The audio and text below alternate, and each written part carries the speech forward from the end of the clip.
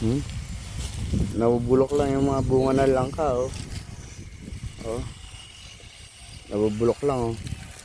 Ayun yung puno, oh, may bunga, oh. Ayan, oh. Bunga na langka. Yun, nabulok na, oh.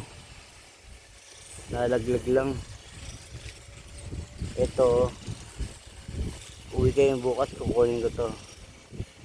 So, kesa naman lupa lang makinabang, sayang. So, daming bunga eh. So, 1, 2, 3, 4, 5, 6, 7, 8, 9, 10, 11.